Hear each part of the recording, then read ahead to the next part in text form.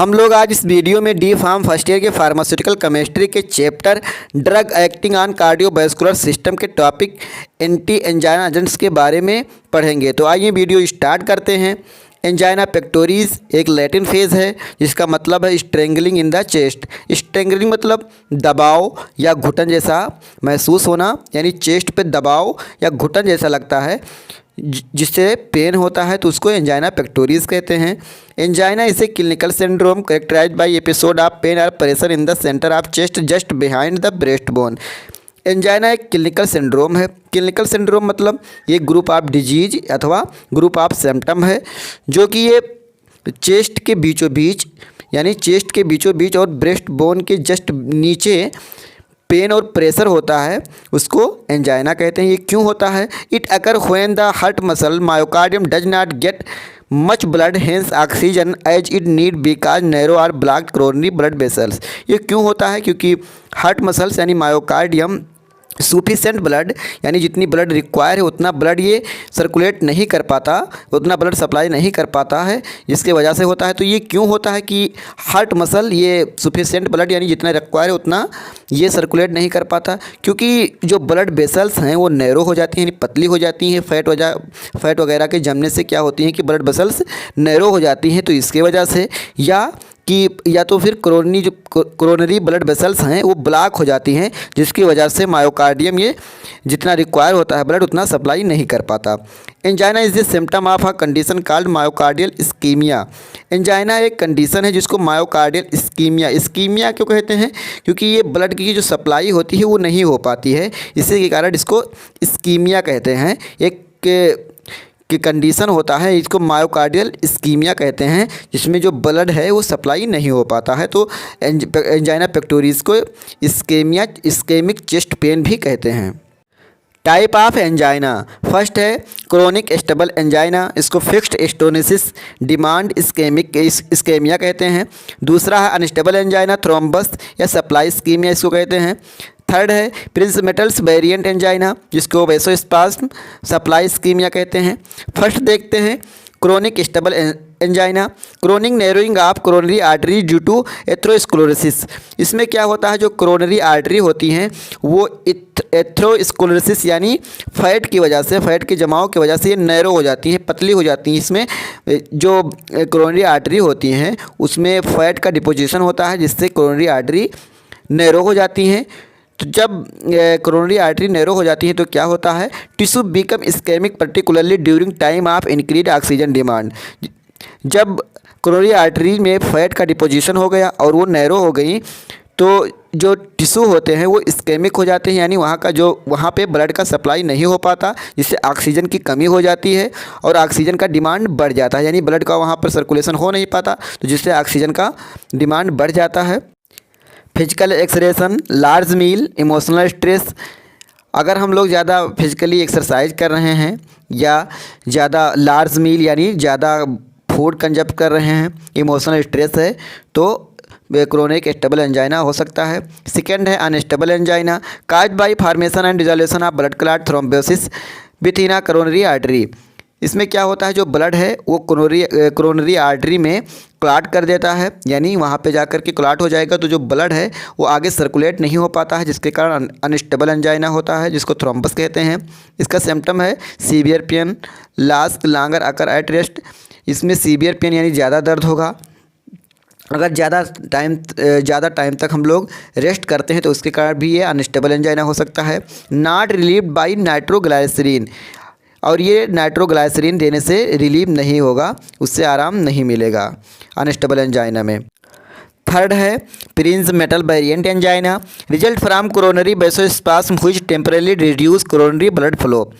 इसमें क्या होता है कि जो कोरोनरी आर्टरी होती है वो नैरो हो जाती है और जो उसमें ब्लड फ्लो हो रहा था, यानी जो ब्लड सर्कुलेट हो रहा था वो रिड्यूस हो जाएगा। ये क्यों होता है? Emotional stress, dysfunctional coronary vascular endothelium occur during night और रेस्ट। इसमें अगर हम ज़्यादा इमोशनली स्ट्रेस ले रहे हैं, इमोशनली तनाव है, तो उसके कारण ये हो जाता है। या तो फिर जो कोरोनरी वेस्कुलर होता है उसमें कोई जो टिश्यू डिस्ट्रॉय हो गया या कोई डायफंक्शनल एक्टिविटी होने लगी, तो और रात में जैसे हम जब सोते हैं यानी रेस्ट करते हैं, उस टाइम पे अगर हमारी जो कोरोनरी वेस्कुलर एंडोथेलियम है वो उसका जो फंक्शन है वो इफेक्टिव हो जाए, तो उसके कारण भी प्रिंसमेटल वेरिएंट एंजाइना हो सकता है। साइन एंड सिम्टम देखते हैं इसके एंजाइना पेक्टोरिस के। चेस्ट पेन होगा। चेस्ट डिस्कम्फर्ट, जिसमें क्या क्या होगा, squeezing, pressure, heaviness, tightness, burning, aching across the chest usually behind the breast bone. Third है pain can spread to jaw, arm, shoulder, neck, upper abdomen, teeth or back. जो pain है वो कहीं जबड़े में होगा, कहीं आर्म में होगा, कहीं शोल्डर में, कहीं नेक में, कभी अपर डोमेन में, कभी टीथ में या कभी बैक में, यानी जो पेन है वो फैल जाएगा पूरे बॉडी में।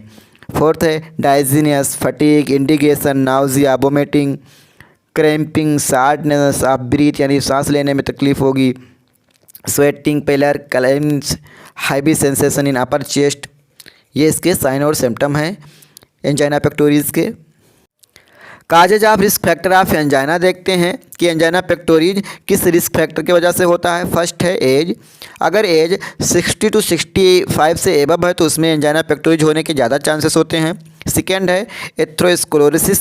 इसमें क्या होता है, जो कोरोनरी आर्टरी होती है ये ब्लड सप्लाई करती है हार्ट को, तो इसमें क्या होता है कि फैट जम जाता है, यानी फैट का डिपोजिशन हो जाता है, जिससे वो नैरो हो जाती है और ब्लड सर्कुलेट नहीं हो पाता है, जिसके कारण एंजाइना होता है। स्मोकिंग है, कोई स्मोकिंग कर रहा है तो उससे भी एंजाइना होने के चांसेस होते हैं। ओबेसिटी, डायबिटीज़ है, हाई ब्लड प्रेशर है, यानी कोई बीपी का पेशेंट है तो उसको भी एंजाइना पेक्टोरिस होने के चांसेस रहते हैं। हाई ब्लड कोलेस्ट्रॉल और ट्राइग्लिसराइड, तो इससे भी, यानी अगर ज़्यादा कोलेस्ट्रॉल बॉडी में है तो उसके कारण भी एंजाइना हो सकता है, क्योंकि जो ब्लड है वो सर्कुलेट नहीं हो पाएगा बराबर। एक्सेस इनटेक ऑफ फैट और साल्ट, अगर हम लोग जो भोजन लेते हैं उसमें अगर ज़्यादा फैट ले रहे हैं, साल्ट ले रहे हैं, तो उससे भी एंजाइना हो सकता है। ईटिंग हैवी मील, अगर ज़्यादा फूड कंजप्ट कर रहे हैं तो उससे भी एंजाइना पेक्टोरिस हो सकता है। ब्लॉक आर्टरी, यानी अगर आर्टरी ब्लॉक हो जाए फैट की वजह से, जिससे ब्लड सर्कुलेट नहीं हो पाएगा, तो एंजाइना पेक्टोरिस हो जाएगी। कोरोनरी आर्टरी स्पास में, यानी कोरोनरी आर्टरी नैरो हो जाए, पतली हो जाए, तो उसके कारण हो सकता है। इमोशनल स्ट्रेस अगर हम लोग ले रहे हैं, इमोशनली तनाव है कोई, तो उसके कारण भी एंजाइना पेक्टोरिस हो सकता है। Family history of coronary artery disease, यानी अगर हमारे फैमिली में किसी को कोरोनरी आर्टरी डिजीज़ यानी एंजाइना पेक्टोरिस है तो हो सकता है, होने के चांसेस ज़्यादा होते हैं। पैथोफिजियोलॉजी देखते हैं एंजाइना पेक्टोरिस के, ये कैसे होता है। तो इसमें वैसोस्पास्म, यानी जो वेसल्स हैं वो नैरो हो जाती हैं, तो उसके कारण हो सकता है, यानी जो वेसल्स हैं वो पतली हो जाएंगी, जिससे ब्लड का फ्लो नहीं हो पाएगा प्रॉपर, उसके कारण भी एंजाइना पेक्टोरिस हो सकता है। फिक्स्ड स्टोनेसिस, इसमें क्या होता है, जो एथेरोस्क्लेरोसिस हो जाता है, यानी आर्टरी में कोलेस्ट्रॉल का डिपोजिशन हो जाता है, यानी डिपॉजिट हो जाता है कोलेस्ट्रॉल, जिसके कारण हो सकता है। और थ्रोम्बोसिस, यानी इसमें क्या होता है, जो ब्लड है वो कोरोनरी आर्टरी में क्लॉट कर देता है, जिससे ब्लड का फ्लो नहीं हो पाता, इसके कारण हो सकता है। अगर ये वैसोस्पास्म, फिक्स्ड, थ्रोम्बोसिस अगर ये सब है तो इससे के कारण क्या होगा, इनसुफिशिएंट कोरोनरी ब्लड फ्लो, यानी जो कोरोनरी में ब्लड फ्लो हो रहा था वो इनसुफिशिएंट हो जाएगा, यानी जितना रिक्वायर है उतना फ्लो नहीं होगा। तो उसके कारण क्या होगा कि जो ऑक्सीजन की सप्लाई है वो डिक्रीज हो जाएगी, और जो मायोकार्डियम यानी हार्ट की जो मसल्स हैं उनको जो ऑक्सीजन की आवश्यकता है वो नहीं मिल पाएगा, उनकी डिमांड और बढ़ जाएगी। अगर उसकी डिमांड जब ऑक्सीजन की बढ़ेगी तो उससे क्या होगा, need of oxygen exceed the supply, यानी जो ऑक्सीजन है वो जितना आवश्यकता है उतना सप्लाई नहीं हो पाएगा। Decrease oxygen supply demand ratio, जिससे क्या होगा कि जो ऑक्सीजन की सप्लाई डिमांड है वो कम हो जाएगी। मायोकार्डियल हाइपोक्सिया, यानी इसमें क्या होता है, जो ऑक्सीजन की कमी हो जाएगी, इस्कीमिया जिसको कहते हैं वो हो जाएगा। और क्या होगा फिर, stimulation of pain receptor with myocardium, जिससे क्या होगा, जो पेन के रिसेप्टर हैं वो स्टिमुलेट हो जाएंगे और एंजाइना पेक्टोरिस होगा, यानी चेस्ट में पेन होगा। Anti anginal drugs. The drug which are used to treat angina are called anti anginal drugs. ऐसे ड्रग्स जो एंजाइना पेक्टोरिस को ठीक करती हैं उनको एंटी एंजाइनल ड्रग्स कहते हैं। Classification of anti anginal agents देखते हैं। फर्स्ट है नाइट्रेट शॉर्ट एक्टिंग, जो कि ये 10 मिनट में अपना एक्शन शो करता है, इसको इमरजेंसी में दिया जाता है। फर्स्ट है ग्लाइसरील ट्राइनाइट्रेट GTN एंड नाइट्रोग्लाइसरीन, जो कि इमरजेंसी में यूज किया जाता है। दूसरा है लॉन्ग एक्टिंग एक्शन, यानी जो ये अपना जो एक्शन है वो लगभग 1 घंटे में शो करता है। इसका एग्जांपल है isosorbide dinitrate, आइसोसार्बाइड मोनोनाइट्राइड, एर्बिथ्राइल ट्राइनाइट्राइड, टेट्रानाइट्राइड। Calcium channel blockers, ये कैल्शियम चैनल को ब्लॉक कर देते हैं जिससे कैल्शियम की एंट्री इनहिबिट हो जाती है और जो ब्लड वेसल्स हैं वो रिलैक्स हो जाती हैं। फिनाइल एल्केलामीन, बेराम्पिल, बेंजोथाइजापिन, डिल्टीजेम, डाइहाइड्रोपाइरिडीन, इसका एग्जांपल है nifedipine, felodipine, amlodipine, nitrendipine and nimodipine. Beta adrenergic blockers propranolol, metoprolol, atenolol and etcetera. Potassium channel openers nicorandil. Others anti anginal drugs dipyridamole, trimetazidine, ranolazine and oxyfedrine. Compound देखते हैं आइसोसार्बाइड dinitrate. ये हमारे syllabus में एक ही compound है जो कि हम लोगों को पढ़ना है। Isosorbide dinitrate is the dinitrate salt form of isosorbide and organic nitrate with vasodilator activity. Isosorbide dinitrate ये डाइनाइट्रेट साल्ट है जो कि ये वैसोडाइलेटर एक्टिविटी शो करता है, यानी जो मसल्स हैं उनको डायलेट करता है। इसका ब्रांड नेम देखते हैं आइसोर्डिल सार्बिट्रेट, इसका ब्रांड नेम है। प्रॉपर्टीज़ इसकी, it is solid hard colourless odourless crystalline powder, ये सॉलिड हार्ड कलरलेस ऑर्डरलेस और क्रिस्टलाइन पाउडर होता है। इसका मॉलिक्यूलर वेट 236.14 ग्राम पर मोल है। मॉलिक्यूलर फार्मूला C6H8N2O8 इसका मॉलिक्यूलर फार्मूला है। इसकी मेल्टिंग पॉइंट 70 डिग्री सेंटीग्रेड है।